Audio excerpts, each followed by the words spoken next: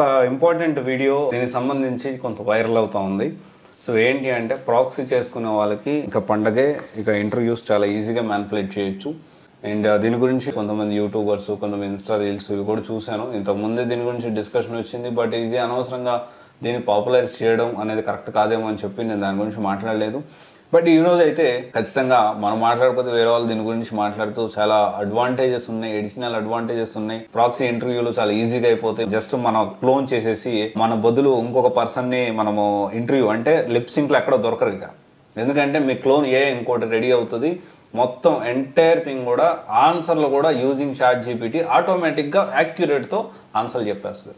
So ఇక proxy ఇంటర్వ్యూలు fail కావు, 100% ఫెయిల్ కావు అనేది చాలామంది ఇప్పుడు డిస్కషన్ అనేది జరుగుతూ ఉంది. ఇక్కడ నా మీద కోపం కూడా వస్తుంది కొంతమందికి. అరే జరుగుతున్నాయి ఓకే, మీరెందుకు దాన్ని పబ్లిక్లో మాట్లాడుతున్నారు అనొచ్చు. ఆల్రెడీ ఇది పబ్లిక్లోనే ఉంది, నేను మాట్లాడడం కాదు, నేను జస్ట్ నా ఒపీనియన్ దీంట్లో షేర్ చేస్తూ ఉన్నాను.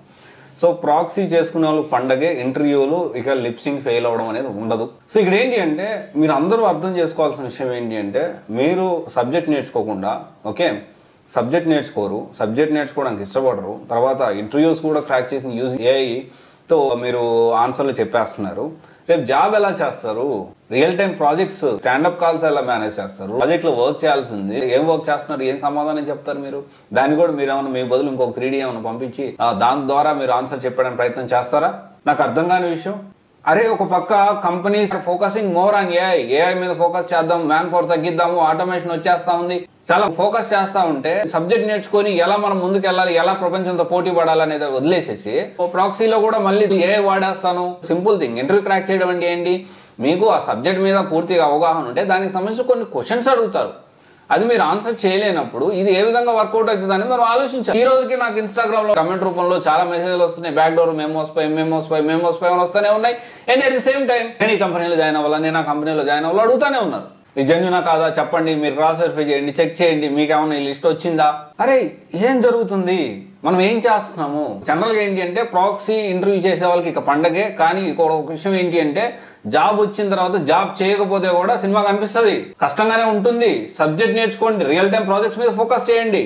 అంతేగాని సబ్జెక్ట్ ఏం నేర్చుకోకుండా డైరెక్ట్గా నేను కంపెనీలోకి వెళ్తానంటే మనకు జాబ్ వచ్చిన వాళ్ళు చెప్తున్నారు, మీరు గుర్తుపెట్టుకోండి. జాబ్ వచ్చిన వాళ్ళు నాకు జాబ్ వచ్చింది, నా బ్యాక్ డోర్లో జాబ్ వచ్చింది, నా ప్రాక్సీలో జాబ్ వచ్చింది, నా ఇంకో రకంగా వెళ్తే అడ్డదారుల్లో నేను వెళ్ళి జాబ్ తెచ్చుకున్నాను అంటున్నారు. కానీ జాబ్ పోయిన వాళ్ళు చెప్పలేరు, అందుకని మనం దాని గురించి అంతగా తెలియదు.